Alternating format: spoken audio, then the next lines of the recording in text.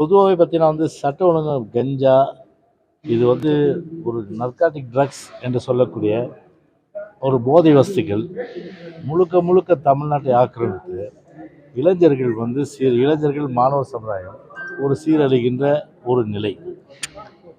இதெல்லாம் தமிழ்நாட்டோட உரிமைகள் பார்த்தீங்கன்னா ஒட்டுமொத்தமாக தாரை வார்க்கப்பட்டு, குறிப்பாக நம்முடைய விவசாயிகளாக இருந்தாலும் சரி, நெசவாளர் இருந்தாலும் சரி, தொழிலாளர் சரி, அவர்களுக்குரிய அந்த வாழ்வாதாரத்தை மேம்படுத்தக்கூடிய எந்த திட்டம் கிடையாது. மீனவர் மக்கள் அவர்கள் ஒரு இலங்கை கடற்படையால் கடுமையாக தாக்கப்பட்டு, வலைகள்லாம் மறுக்கப்பட்டு, கொள்ளையடிக்கப்பட்டு, படைகள் பறிமுதல் செய்யப்பட்டு, அவங்கள போய் சிறையில் அடைச்சி 1 கோடி 2 கோடின்னு கட்டுறாங்க.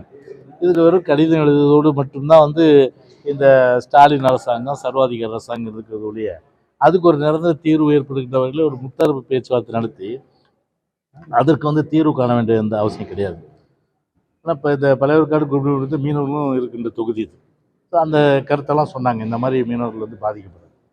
அதனால் பொதுவாக இன்றைக்கி ஒட்டுமொத்த எல்லா மக்களாலும், அனைத்து தரப்பட்ட மக்களாலும் ஒரு வெறுக்கப்படுகின்ற ஆட்சி அப்படின்னு சொன்னால் இந்த ஸ்டாலின் ஆட்சி. ஏன்னா அவர்கள் மீண்டும் பார்த்தீங்கன்னா இந்த ஆட்சி மாற்றம் ஏற்பட்டு அம்மாவுடைய ஆட்சி மலரணும். அதுதான் ஒட்டுமொத்தமான தமிழ்நாட்டுடைய மக்களுடைய ஏன்னா அந்த வகையில் பார்த்தா இது நம்ம களப்பணி ஆற்ற வேண்டும் என்ற அந்த அறிவுரையெல்லாம் சொல்லப்பட்டு அவர்களும் இன்றைக்கு எரிச்சோடு இன்னைக்கு கலந்து கொண்டார் என்பதை தெரிவித்துக் கொள்கிறேன். திருமாவளவன் முதலமைச்சர் அவர்கள் கனவு இருக்கு, அதுக்குள்ள புள்ளிகள்லாம் இணையணும் அப்படின்னு சொல்றது அவருடைய ஆசை அது, அவருடைய கனவு அது.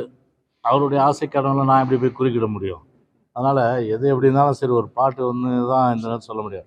ஆசையே அலை போலே நாமெல்லாம் அதன் மேலே ஓடம் போலே வாழ்ந்திடுவோமே வாழ்நாளிலே. அது மாதிரி எல்லாருக்கும் அந்த ஆசை இருக்கும். ஆசை பார்த்தீங்கன்னா அது ஒரு கனவெல்லாம் பார்த்தீங்கன்னா எல்லாரும் அப்துல் கலாம் சொன்ன மாதிரி எல்லாருக்கும் கனவு காண்றதுக்கு அந்த உரிமை உண்டு. ஏன்னா அவர் அந்த ஒரு ஆசை, அந்த கனவு அவர் சொன்னது மக்கள் தான் தீர்மானிக்கிற விஷயம். அது அதாவது ஆளுங்கட்சி கூட்டணியில் இருக்கக்கூடிய வேல்முருகன்லாம் கூட திமுகவை தொடர்ந்து விமர்சித்து வராங்க. 2026 தேர்தலில் காங்கிரஸ், பாமக, தமிழக வெற்றி போன்ற வர கட்சிகள் அதிமுக கூட்டணியில் இணைய வந்தா அதிமுக வரவேற்குமா?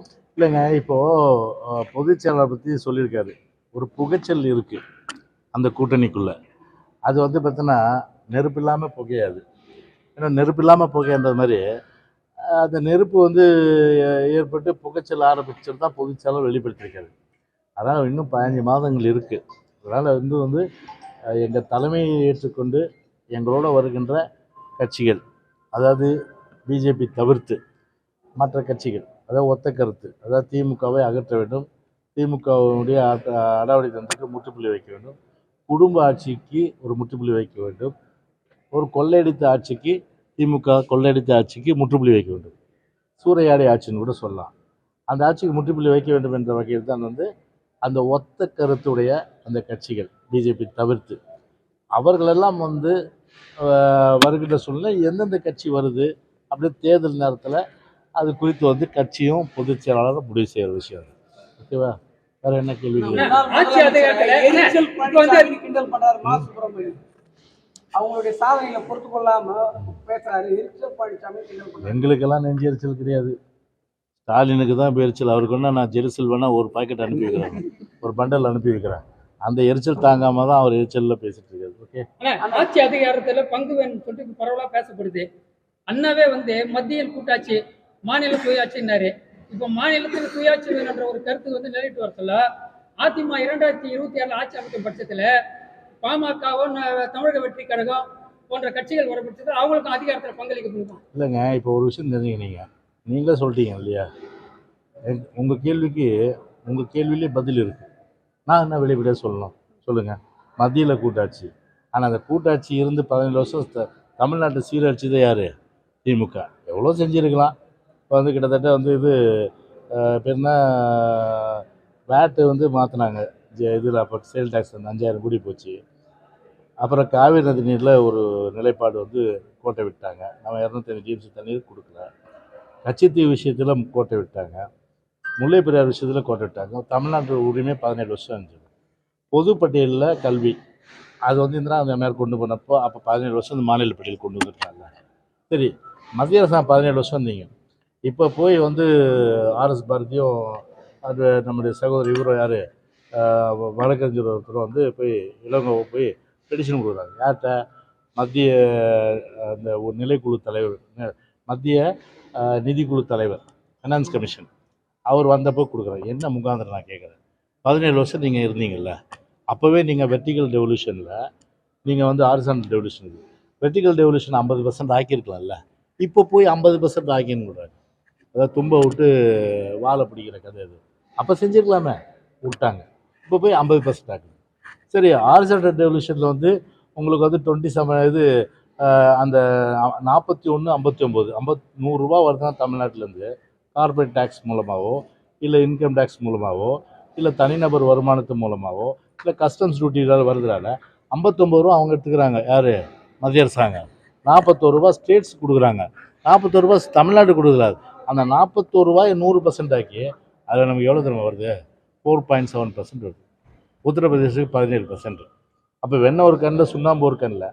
அப்போ வந்து இவ்வளோ நாள் மத்தியில் ஆட்சியில் இருந்தீங்களே, எதுக்கே நீங்கள் வந்து வடக்கு வந்து இப்போ சொல்கிறார் ஸ்டாலின், வடக்கு தான் வாழ்ந்து தெற்கு தேயுதுன்னு சொல்கிறீங்க இல்லையா?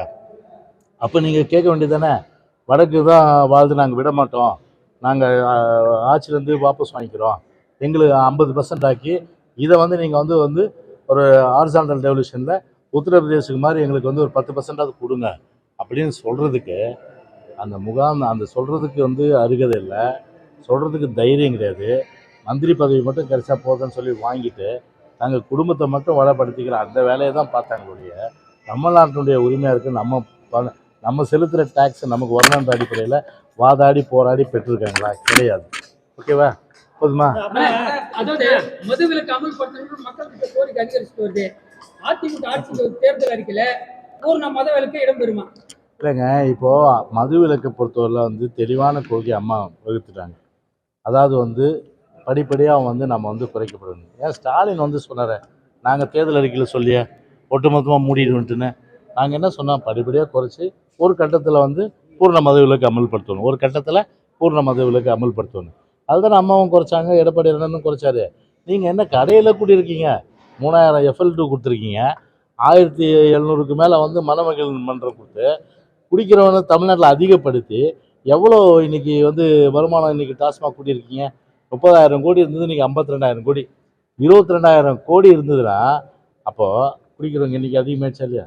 அப்போ குடிக்கிறவங்க எண்ணிக்கை அதிகப்படுத்தி குடிகாரர்களாக ஆக்கி குடிகார மாநிலமாக்கி மாநிலம் சீர்கெட்டு கேடு கெட்டு போனாலும் என்ன, குடிச்சே சாப்பிட்ட சொல்கிற மாநிலம் இது தமிழ்நாடு. யார் இன்றைக்கி இது தமிழ்நாட்டினுடைய முதலமைச்சர்? இன்றைக்கி ஸ்டாலின்.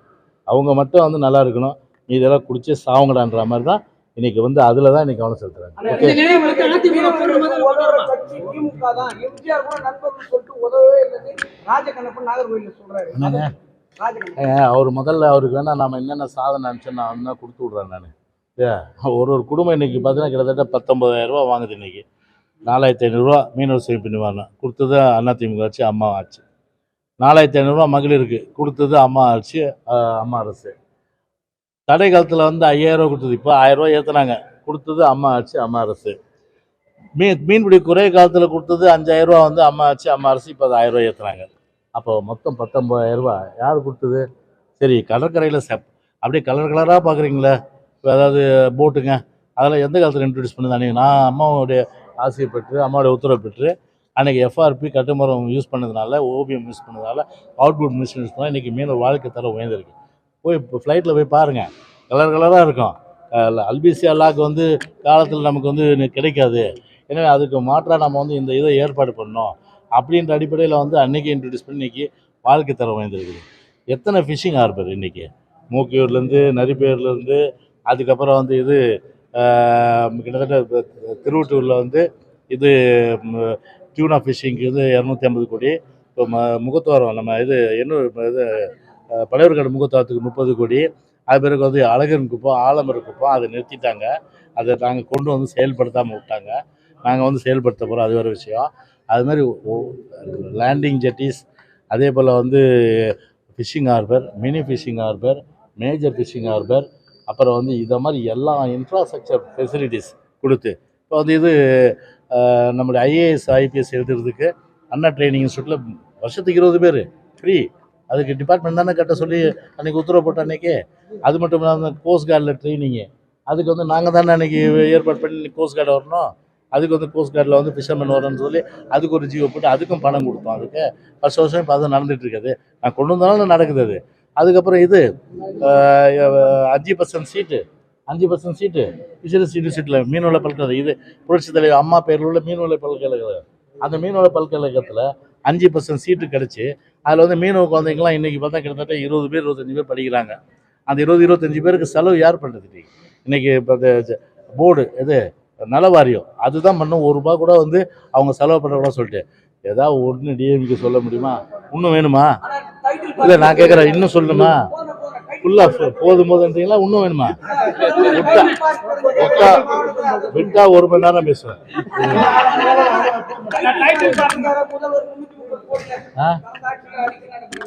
ஏங்க ஐடி மினிஸ்டர் இருக்கும்போது நான் கிட்டத்தட்ட பார்த்தீங்கன்னா 20,000 கோடி 22,000 கோடி ரூபாய் ஏகப்பட்ட அளவுக்கு பார்த்தீங்கன்னா சாஃப்ட்வேர் எக்ஸ்போர்ட், அதாவது வந்து மென்பொருள் ஏற்றுமதி.